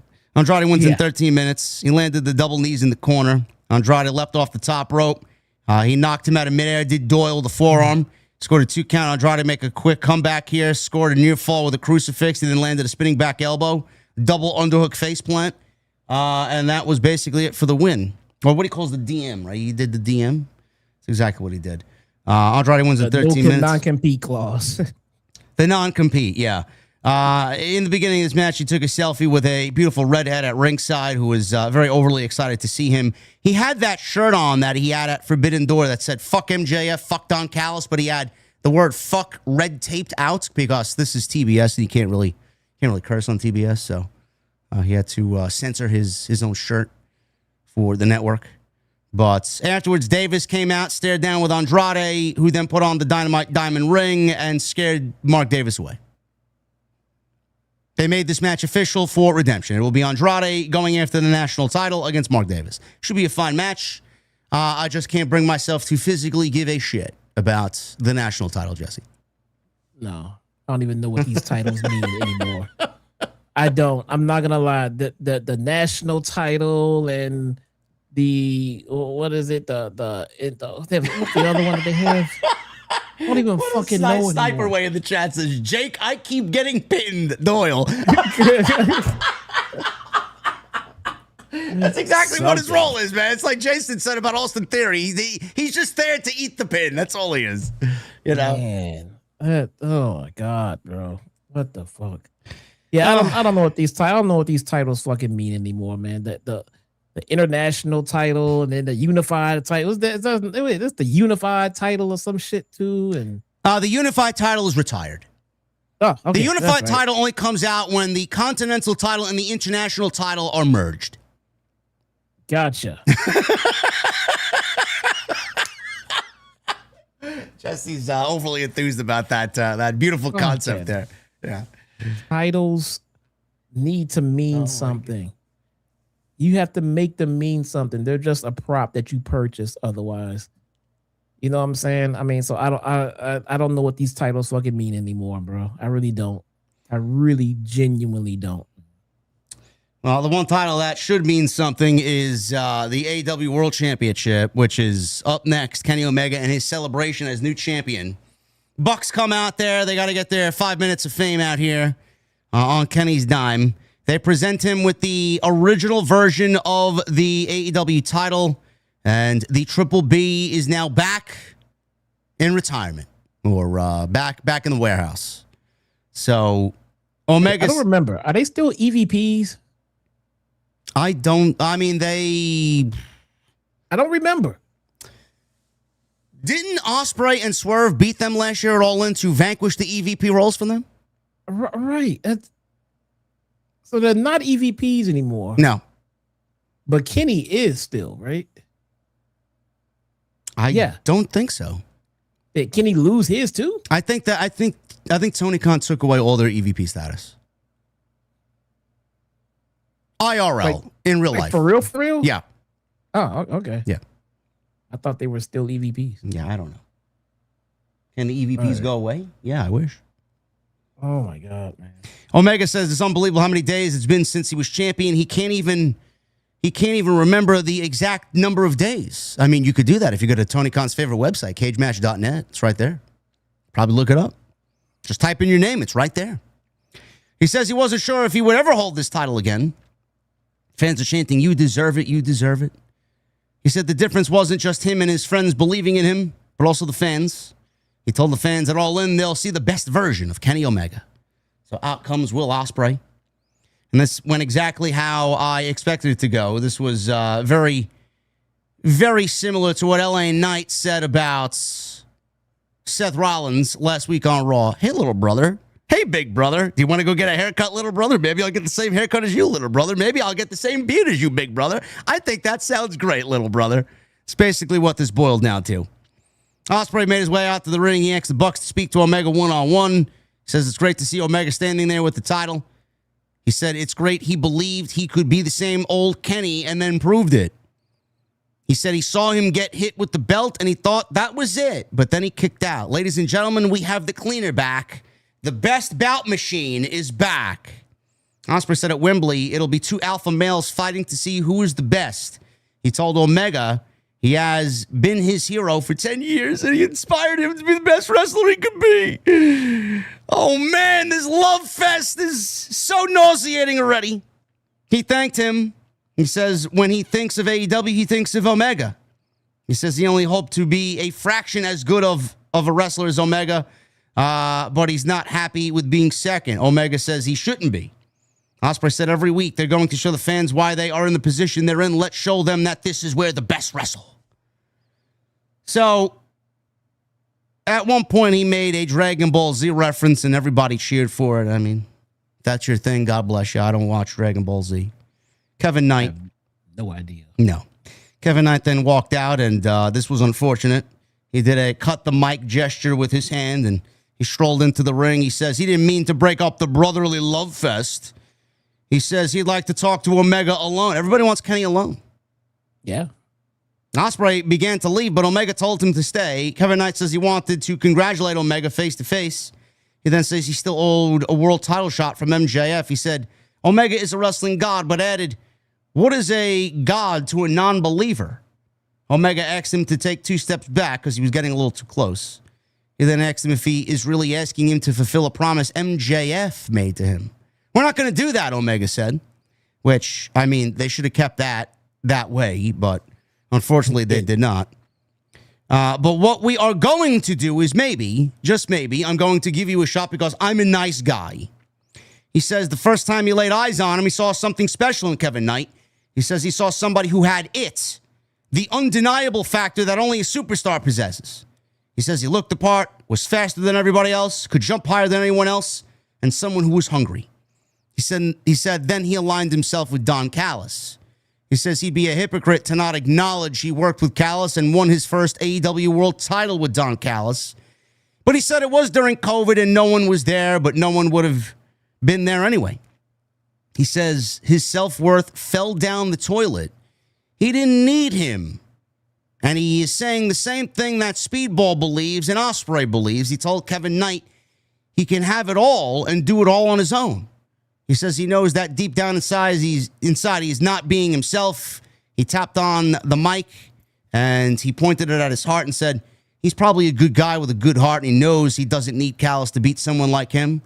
He says if it's going to be them wrestling in Redemption, he wants the Jet, not Don Callis' little bitch. He says if he beats him, do it on his own. Kevin Knight replied that there is no goodness left in his heart, only greatness, and then he attacked Omega with the microphone. Ospreay attempted to save here with a hidden blade, but Kevin Knight ducked and then quickly got out of the ring. Darby then attacked Kevin Knight as soon as he hit the ramp. Brian Cage then came down and attacked Darby. Trent Beretta and Rocky Romero, the 2 losers in the Don Callis family, just get sent out there to get beat up. They walked out to the ring after Omega and Ospreay, and they were easily taken out. Then Jon Moxley and Claudio came in and stood side by side with Omega and Ospreay, and they stared down the Don Callis family. Didn't we just see Claudio attacking Adam Copeland and Christian Cage about an hour ago? I don't know. So what they're doing here, like I mentioned in the beginning, when Jesse and I were having a discussion back and forth on where we are with this Kevin Knight and Kenny Omega debacle here at Redemption, this is literally, and I mean literally, the Hangman Page and Kyle Fletcher storyline from last year. That's what it is. I don't know how anybody there is okay with that and why anybody didn't call that out as, hey man, didn't we do this last year? I don't think this is worthy of $50 on a pay-per-view in the main event. Plain and simple. What'd you think of this segment, Jesse? What'd you think? You said it before, and I think you are correct. This is not really the beginning yet. This was just like an introductory phase. We didn't really get to the meat and potatoes of the Omega Ospreay build yet. But, I mean, whatever they did here, bro, I'm not married to the idea of this match, and I'm going to continue saying that until we get to Wembley. Yeah, so I didn't expect them to, burn the place down in this interaction because they still got business to take care of before they get to each other. But I mean, this And look again, maybe this will lead into the build that we're going to get. Start off reminding each other, hey, this is a friendly match, because we're cool with each other, and then it evolves into a blood feud before we get to All In.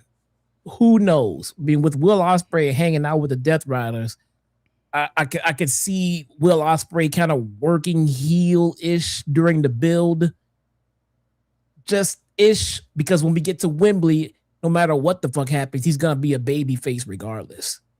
You know what I'm saying? It doesn't matter what the build is like. He's gonna be a baby face when we get to Wembley, and Kenny can play any kind of dynamic in any match. He's that goddamn good. So I wasn't expecting a whole lot to happen here between those two. And to be very honest with you, it will not take much for these two to get you interested in the match between them, because we already know it's gonna be good. We know it's gonna be great. So just give us something, and I'm sure they will. They just haven't started it yet. But this whole dynamic with the fucking Death Riders and everybody else that keeps like popping in this bullshit, I don't know what's going on with it. I would love to just see Ospreay versus Kenny, without all of the extra added shenanigans, man. It's not needed. It's not necessary. You do all that stuff when you got a match going on people don't have any interest in. We have an interest in the match. Just let the match be about these two and not everybody else. Yeah, well, we'll see. I'm not giving them the benefit of the doubt. I don't think it's going to be anything interesting. And if it is going to be a story, it's definitely going to involve Jon Moxley, and Jon Moxley is going to be the middleman. That's what's going to happen. Jack Perry. He talked about being on the verge of breaking through to the top level in his first chapter. Now he's looking to break through in the second chapter. He says he'd face someone like that on Collision. The camera pulled back and then showed Luchasaurus, who was holding a boom mic above Jack Perry's head. Who he's wrestling on Collision? I don't know. Luchasaurus has been promoted to production staff.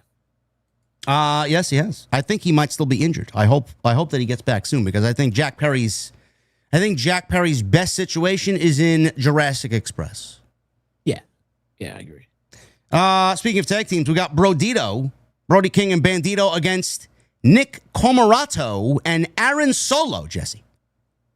The former Mr. Bailey. The guy who apparently shot his shot with Fallon Henley and failed. He failed when he lost Bailey. Well, he failed when he couldn't utter a string of sentences together with Fallon Henley as well. Cody Rhodes actually admitted this. I don't even know who that is.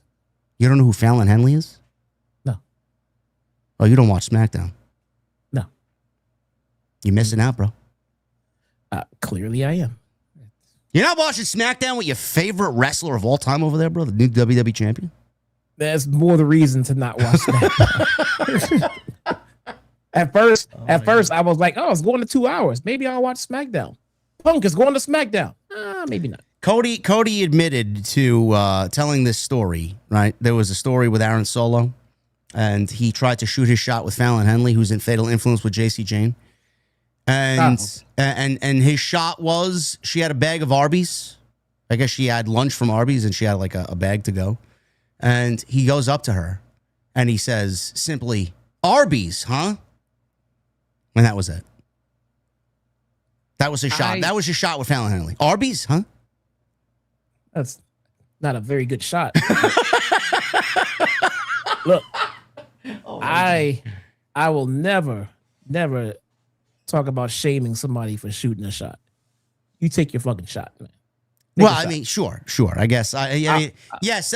Going up there is half the battle. A lot of us struggle with that, I will laugh and shame the people who don't have the balls to take a fucking shot at a pretty lady. Go take your fucking shot. Don't be a bitch. Go take a shot. Take a shot and miss. It happens. It fucking happens, man. Sure. Whatever. You miss all the shots. What's the saying? You miss all the shots that you don't take, or something. You miss 100% of the shot you don't even bother taking. Yeah, there you go. If you shoot fucking 50 or 100 shots and you land one, you won. You won. I guess Aaron Solo, I guess, thought that Fallon Henley, she had the beef. She had the meats. Does she have the cakes? Oh my God. Yes, she does, actually. Yes. There you go. Hey, that's a shot worth taking, man. Just take better shots. That's all. Take better aim. Oh, man. Bandido, Nick Camarado, Aaron Solo, 2 minutes here. I don't know why this was a thing, I guess. No reason why this needed to be on the show. You could have saved us about 4 minutes here, coming and going with the entrances. Bandido wins. Renee interviewed Kyle Fletcher immediately following this match with Don Callis backstage. He spoke about facing Commander. Bandido and Brody came back. Who? What? Commander Aziz. Commander Aziz. Yes, remember him? Yeah.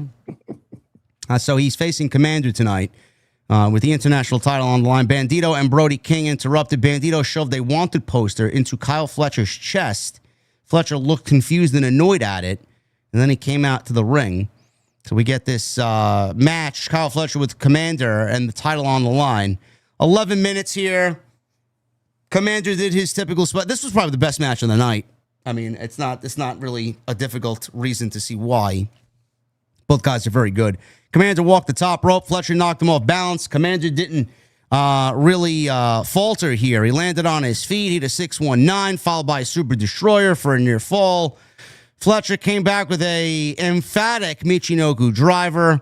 They counted each other a few times until Fletcher landed a nasty brainbuster for the clean win. 1, 2, 3, 11 minutes. Fletcher, at the end of this match, tore at Commander's mask because if you're a luchador, you got to watch your masks nowadays because everybody's trying to rip your masks. Konosuke Takeshita charged out to stop him from ripping Commander's mask. Okada entered and stopped Takeshita as he was winding up with the international title. He gave Takeshita a Rainmaker. Bandido then comes in and springboard drop kicks both Fletcher and Okada.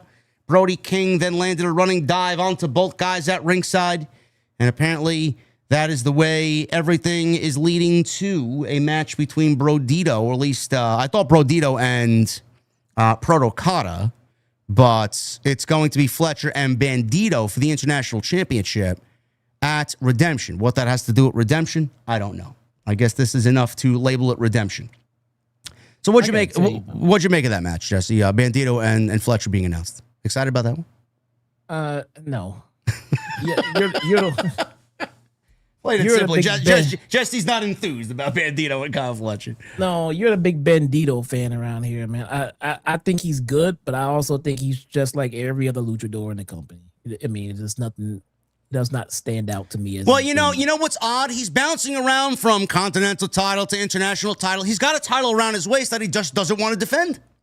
He's the Ring of Honor World Champion. Yeah, really. And also, I am there's so many tropes in pro wrestling. There's just so many things that has been done to death and everything like that. But there's one that I personally am just absolutely sick and tired of because it happens just so many times and so randomly and just for no fucking reason. And that is the heel going to take away the luchador's mask. Bro, I am so tired of it. And it just seemingly happens just for no reason and it's out of the blue. Match is over. There's no standing feud. There is no standing issue with this person, but I'm going to rip his mask off. Why? Because I'm a heel.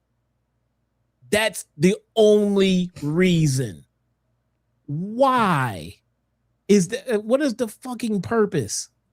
Why? Oh, I'm a bad guy. I'm rip the mask off because it's really sacred in the luchador community, bro. It's done to death and done for no reason, and I'm just so over that bullshit. It's not telling me a story at all in any way. No, this is just lazy. Yeah, this is just Tony Khan. What match haven't I done yet on pay-per-view? Oh, we'll do Fletcher and Bandido.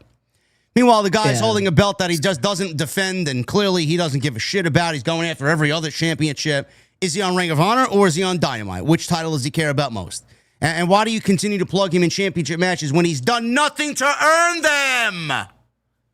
Is he showing up in ROH too? I don't, bro. You were asking me as if I watch ROH. I don't know. Maybe.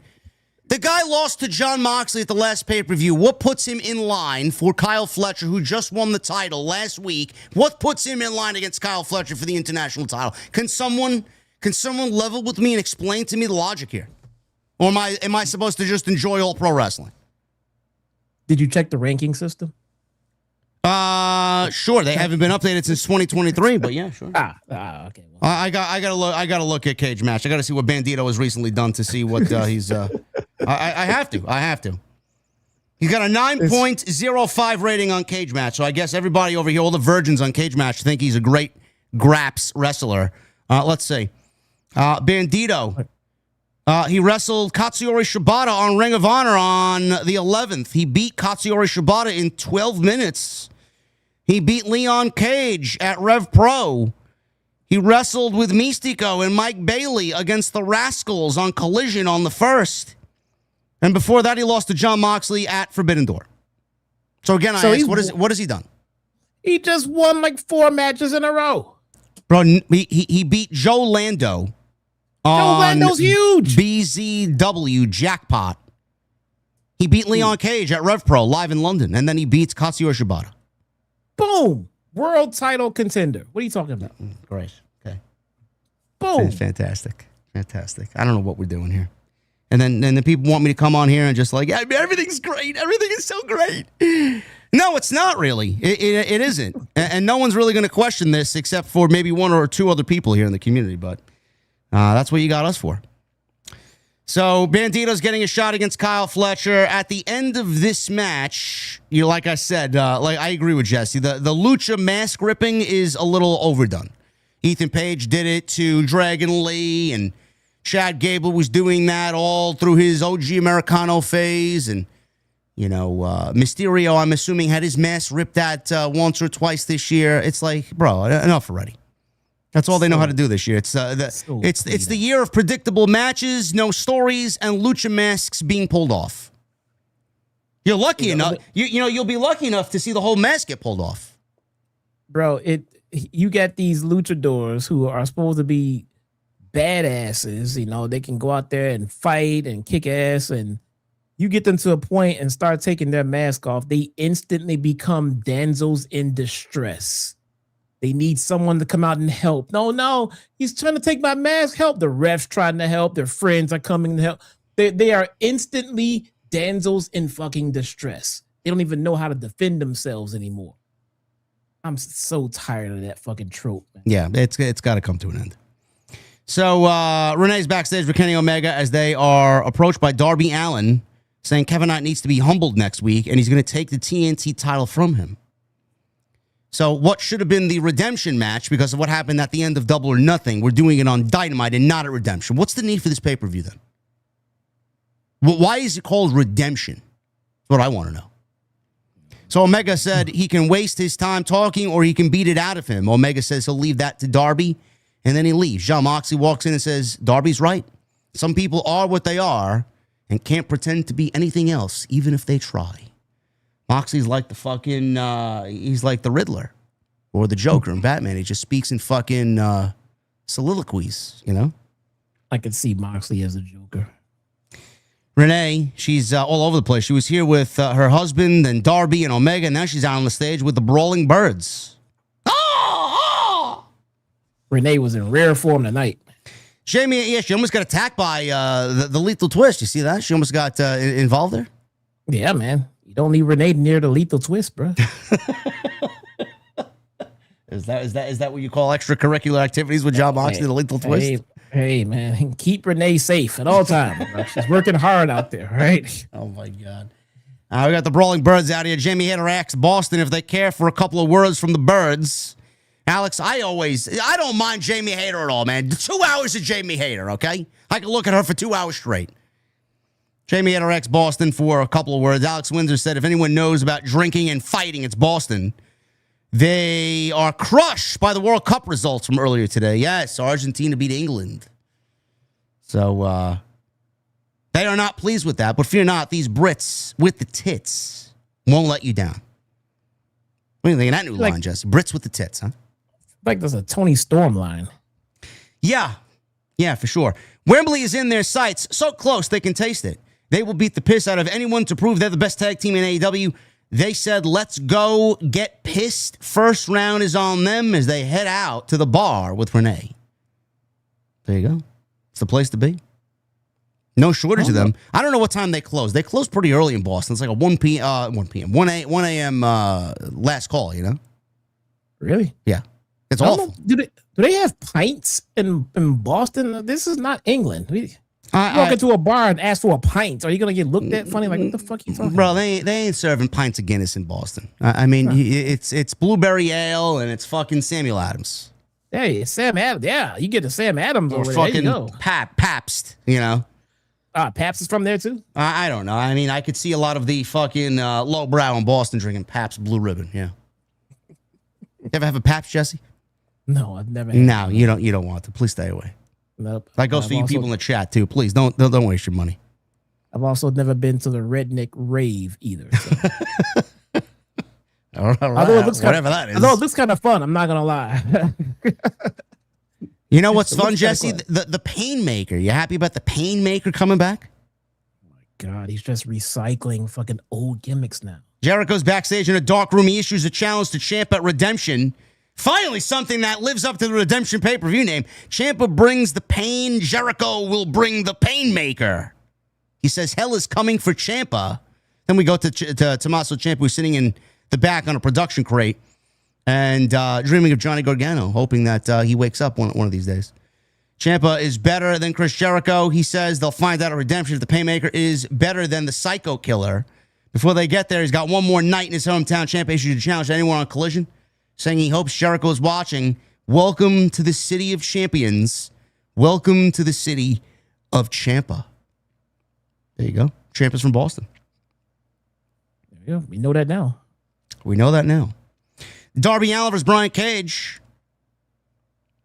I don't know why this was also needed. This could have easily fit on Collision, and you could have spared us the 9 minutes this match went. Jesse, we get Darby Allin involved with main event shit? Well, I was sure. I agree. But what do you make of Darby, Jesse, beating Brian Cage in about 9 minutes? You know, Darby, who's probably the size of Brian Cage's right leg. Hey, it's pro wrestling, man. Oh my Pro God. wrestling. Pro wrestling is far from the sport where you watch it and then the bigger guy always wins. This is nothing new to us here. How did this match go, chat? Brian Cage was in control for about 8 minutes and 30 seconds, and then Darby Allin won in about 30 seconds. That's exactly how it happened. I'm just pissed that this is what they've reduced Darby Allin to. Well, that's what you were afraid of, weren't you? And that's exactly what's happening. And then they'll give him a token TNT title run as if we haven't been there before, you know? It makes no sense. You had the guy literally in the main event of the company, and now he's down to 9-minute matches with Brian Cage. Yeah. So Cage, he yanked him out to ringside, stood on the ringside steps. Darby tripped him with the belt and then landed a coffin drop onto Cage on the steps. So the referee made it to a 9 before Cage re-entered. Darby landed 2 coffin drops on Brian Cage, and that was enough for the win. Shocking. Can't wait to go back and watch this classic all over again and relive in the moment. Yep. Backstage, Kyle Fletcher with Okada ranted about Bandido. These two had a pull apart with the international title earlier after that match with Commander. And apparently, he said he'll defend the title against anybody because he will be the greatest international champion of all time. He picked up the wanted poster and said if he wants Bandido at Redemption, then you got it. Okay? So Okada was in the background making funny faces, and we may be setting up for a triple threat match between Takeshita, Okada, and Fletcher for the international championship. How we get there, I don't know. I mean, I would love for them to amuse me, but how many more inner family turmoil storylines can we have with the Don Callis family? You know? Is that interesting to you? No, nothing in the Don Callis family has been interesting in me for quite some time. Great talents, but there's nothing that's interesting there. Yeah, there's nothing wrong with the talents in the Don Callis family, but it's the Don Callis family. And to be fair, there's nothing wrong with Don Callis. I think Don Callis is a phenomenal heel. Don Callis is great. He's great. I legitimately see him as the Paul Heyman of AEW. You know, I genuinely do. But the way they are booking this faction, it's just not doing it for me. I'm not interested at all. Backstage, we got Renee interviewing Kevin Knight and Don Callis. She said Knight will face Darby next Wednesday for the TNT title, then Omega at Redemption. You have a lot on your plate. Are you ready? Can you handle it? Don Callis says, yes, he can handle whatever is on his plate. He said everything is good, or everything good Omega has in his life is because of Don Callis. He told Kevin Knight if he wants to win 2 belts, he should listen to him, and then he storms off. Speedball comes in and says he hopes to have Speedball. He wants Kevin Knight to take Omega's advice. He says he and the fans love him enough to forgive him. Do they? They weren't even cheering him when he was a babyface. Very lukewarm reactions. Now they're not giving him any sort of reaction genuinely as a heel. Knight says he didn't help, or he didn't need their help. Taz then said on commentary that nobody should be telling Kevin Knight who to be and what to be. So where are we going with this, Jesse? We taking the belt off Kevin Knight to put it on Darby, and then we get Speedball versus Kevin Knight at All In? What are we doing? Even Speedball versus Kevin Knight would have been a great redemption match. No, but we got Kenny Omega instead. That would have made sense. That would have made sense, yes. They never... Have they had a match? Yes, they had it on Dynamite a few weeks back, yeah. Did they? Okay. I guess it wasn't that much important. Goes to show you how important jet speed was, you know? Yeah, I guess so. Main event here, finally. We got Divine Dominion, Lena Cross and Megan Bayne teaming with Mercedes Moné against Maya World and Willow Nightingale, along with Hyon, Jesse. Hyon. What'd you make of this exhilarating match that went 22 minutes overrun, bro? I don't know why this was the main event. I'm not even sure why the match was happening. The match started off very slow and dull, but I will give it credit. It did pick up towards the end. Sure. Willow broke up several covers here. Bayne and Willow went at it one-on-one. She had a pounce on Megan Bayne. Mercedes came in, knocked Willow out of the ring. Hyon took over against Mercedes, scored a near fall. Mercedes then hit a Money Maker for the win on Hyon. So Mercedes and Divine Dominion, this little mini faction here for the time being, wins in 14 minutes. If you wanted to avoid Collision, Tony Khan said, nah. He gave you Collision in the main event of Dynamite. And that was the way the show went off the air. With this exhilarating main event with the ladies, Hyon in the main event. Collision has Hikaru Shida defending the TBS title against Queen Aminata. Jungle Jack Perry versus Nick Wayne, Jesse. He's back. There we go. Nick Wayne is back. Does he do anything with Christian Cage? I don't know. And then Tommaso Ciampa has an open challenge. Does he bring his mom? That's what I want to know. I don't know, but Dynamite next week. I hope so. Mother Wayne on TV again? Oh, boy. Man. Kevin Knight defends the TNT title against Darby Allin, and Kenny Omega teams with Will Ospreay and Jon Moxley against Hechicero, Brian Cage, and Jake Doyle. Wow. We're the best wrestler. Yeah. Oh, that's a good point. You know, Hangman came back. He did. He says he's never challenging for the world title again. He's going to keep his word. He's going to be a man of his word. Did they mention that on Dynamite? They did not mention Hangman. They might have shown like a still picture or something. I don't know, a little promo thing in the corner. I don't know. Probably not. I didn't see nothing. I didn't. So if you didn't watch Collision, like me and a lot of people, you really didn't even know that Hangman Adam Page came back. No. They announced it. I think they announced it during the UFC Conor McGregor fight. That Hangman came back? Oh no! When was it? Thursday? They announced it on Thursday. It might have been during a World Cup game. I'm not sure. But they thought that was enough to battle Conor McGregor, fighting on UFC that night. Yeah, which was a joke. He's the biggest shyster in the industry, bro. That motherfucker knew he had a knee injury before that damn fight. Yes, he did. I know. Yeah. I agree. He couldn't afford to fucking cancel the fight because of that payday. Nope. How much he made? $30 million? Like $30 million or what a fucking sleazeball con artist, bro. that. Is that I wondered if it had something to do with that guilty verdict he had to suffer over in his home country. Of course it did. Of course it did. He needed that fucking because that was a civil case. He needed that money. Yeah, that was not a legal. That wasn't like a legal case. That was a civil case. He got sued. Yeah, that's a lot of fucking money from the past up for a knee injury. He wasn't about to fucking miss that fight. Well, that's all we got for you tonight. Thank you guys very much for hanging out with us. If you did enjoy tonight's discussion, I would love to hear from you down below in the comment section. If you did enjoy the content tonight, hit that thumbs up. Let us know what you felt about Dynamite.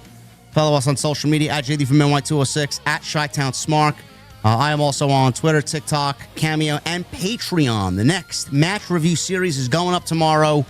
We will be reviewing the 1997 SummerSlam main event of Bret the Hitman Hart and The Undertaker, with Shawn Michaels as the special guest referee.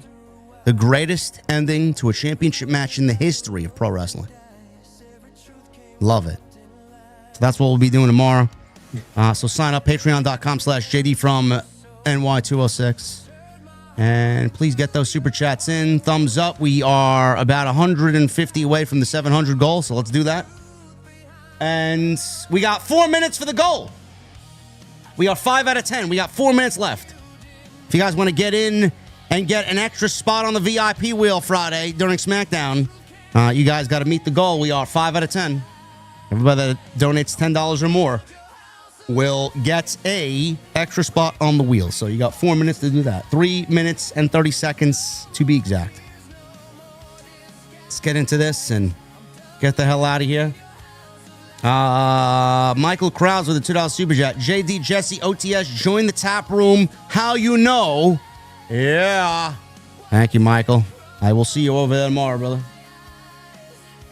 Caden with a $1.99, no meshes. Thank you, Caden. Joey Taylor with an $8 super chat. The fact that Will Washington and RJ City convinced Tony that Kevin should be in the main event for a world title on pay-per-view is seriously stupid. Is that what you think happened? You might be right, Joey Taylor. You guys all know exactly what happened somehow. You might be right there, Joey Taylor. Nate TV with a $10 super chat. Kenny Omega is my favorite wrestler in AEW, but I'm not interested in what he's doing as champion like an MJF. It might be too early to judge, but I ain't spending $50 on Knight versus Omega. It sounds boring. The majority of the people that are normal people, Nate, will probably agree with you. The sickos, they will throw their money at Tony Khan no matter what slop he serves them up. DW Hurd with a $5 super chat. Biggest takeaway tonight, apparently Tony Khan signed Sasquatch, and he made his debut during the Brodito Tag Team Squash match. Yes, that's Nick Comoroto. It's Nick Comoroto. Arnold PJ with a $5 super chat. Here's an idea for Jesse to help with finances. Start doing reactions and join the team of, oh my God, everything is so great. Might have to. Fucking, I might legally fucking have to pay for my goddamn child's car insurance. Look at this fucking guy coming in here. Who is this? Is that MGM MGM Ballin? He gives 50 in super chat. I'm making an executive decision. MGM Ballin just got everybody an extra spot on the wheel. We needed 5. He donates 50. You know what? I'm calling that. We're meeting the goal. Thank you, MGM Ballin. I see you, brother. Thank you very much, man. Love MGM Ballin. For sure, man. For sure. Arnold, thank you, brother. Steph, 497 with the 12 months. No message. Thank you for the recommitment, Steph. Punch Perfect, 1993 with the 279. I bought a ticket to Redemption to see MJF, and then he leaves shit emoji. Well, bro, you better sell those tickets on the secondary market. Not worth going. Brandon's son with a $5 super chat. Oh, no, Brandon's son. Brandon Tyson. I don't know why I saw Brandon's son. Brandon Tyson. 68.79, $5 super chat. Tony Schiavone felt lost when Death Riders came out to help Will and Kenny. Predictable Kenny Kevin spot should have been main instead of Mercedes match. Yeah. I don't know why that match had nothing to do with being the main event at all. D Money with a new membership. Thank you, D Money. Soap Water Backwash with a 10. He's got an extra spot on the wheel, Soap Water. Almost every Wednesday and Friday, some Mondays, I internally yell, help, like Michael Cole during an Al Wilson promo.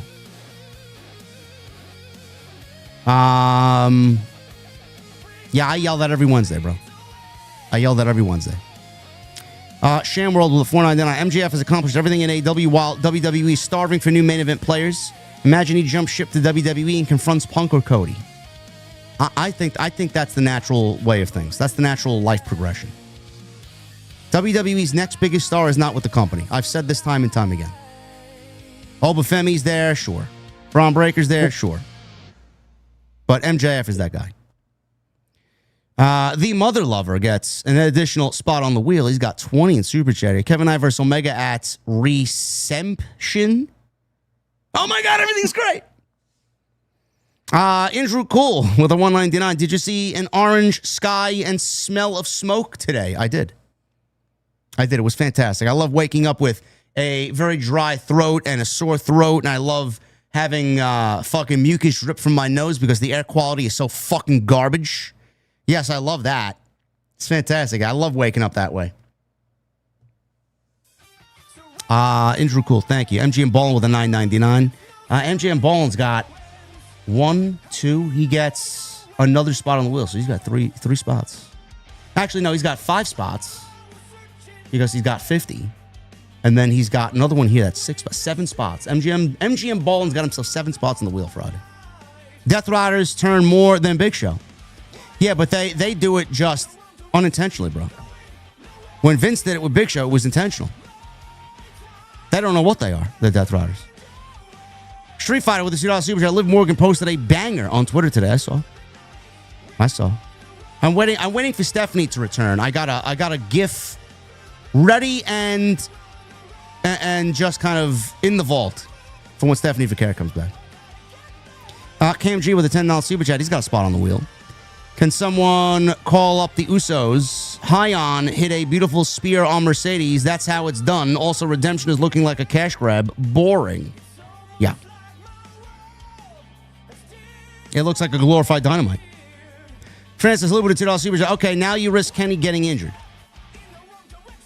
Bro, they're gonna go 25 minutes at least.